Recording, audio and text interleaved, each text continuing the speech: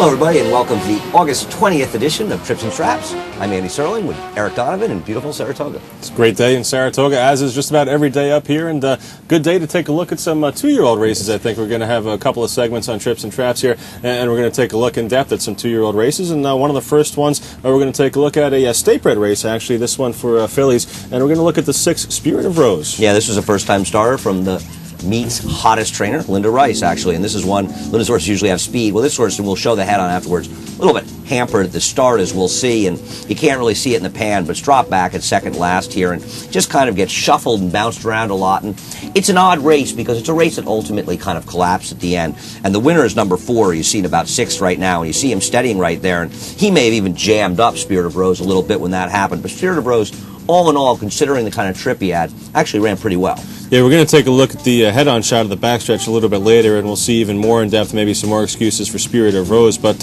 you see here the two horses that we're looking at are kind of, not even barely on the screen, actually, not even on the screen at all right now. So there's going to be some kind of collapse in the race. And the one, Pork Chop Sandra, actually, in mid-stretch, looks like might be in pretty good shape, but she really hits the skids. You see Opus A swinging wide now in the white cap, and in the red we have Spirit of Rose back there. So keep an eye on these horses through the stretch. I think they're both going to finish up okay. Yeah, and Spirit of Rose, whereas Opus A gets all the way in the outside in the clear, Spirit of Rose did not clear the outside and sort of went in behind horses, and you can just almost see idling in there.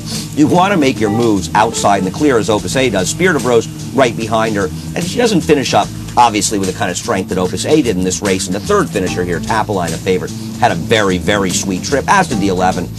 But all in all, Spirit of Rose thought with the trouble, and we'll see a little bit here, ran pretty well. Yeah, we'll take a look at Spirit of Rose coming out of the gate. Now, breaks a little bit inward and still gets bumped by the 1A there. And that's a real bump. That's a real bump, absolutely, not a fake bump. And we'll see Spirit of Rose go toward the inside here more and then kind of get jammed up. She's not going to be too happy, maybe a little bit green, but she gets a little bit rank here and behind her. As you see her start to throw her head up in the air, she's in a tight spot there, and that's kind of where Opus A comes over and checks a little bit, and as we saw on the pan shot, and that did kind of jam up Spirit of Rose there. You see Spirit of Rose just not happy in that spot back there. So, all in all, considering the first quarter mile or so, I think Spirit of Rose definitely a horse you're going to want to bet back next time out. Yeah, and it's also, we've seen this happen time and time again with 2-year-olds that have these sort of awkward breaks and they don't really get into the game early, and this one got shuffled back a little bit.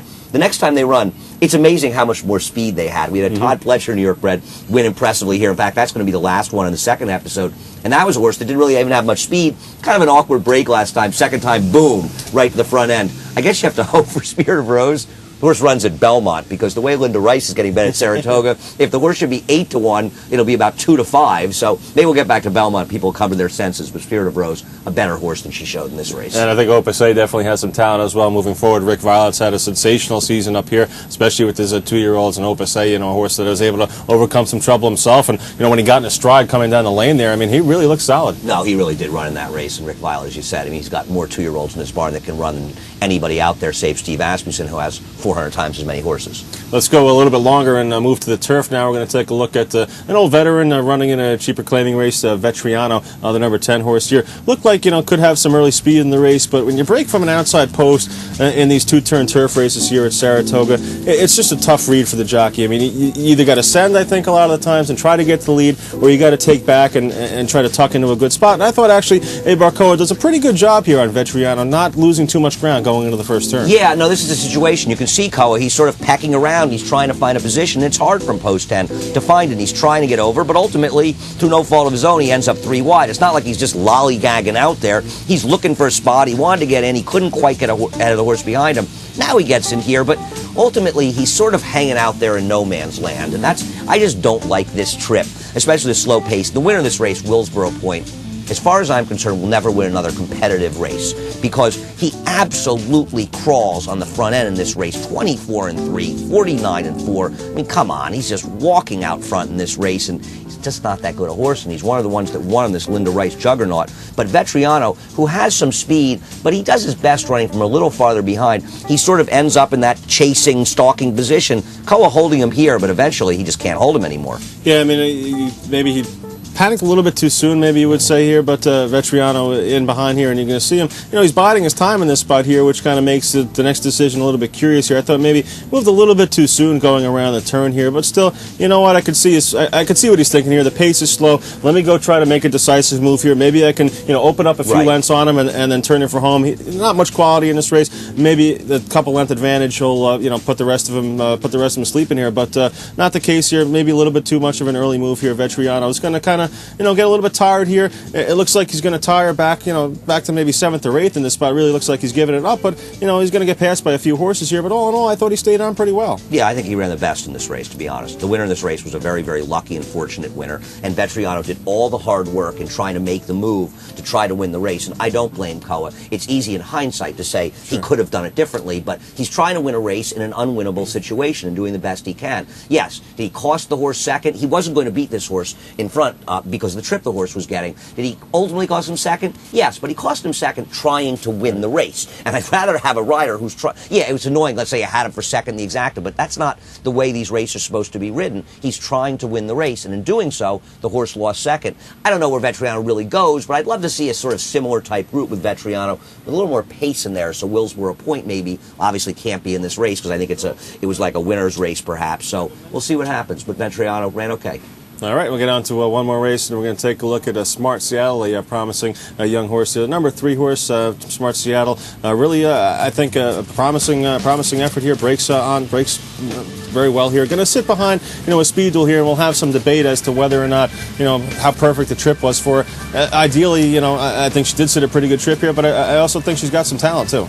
I'm sure that she does have some talent. I know, though, that the second and third horse, especially the second horse, you see them dueling. The 1A has Raised the Kitty. I believe that was a first-time starter for Todd Pletcher. And the 8 horse in this race, Hathir, is the heavy favorite. And that was a first who was super breeding for Kieran McLaughlin and I believe Shadwell Stables.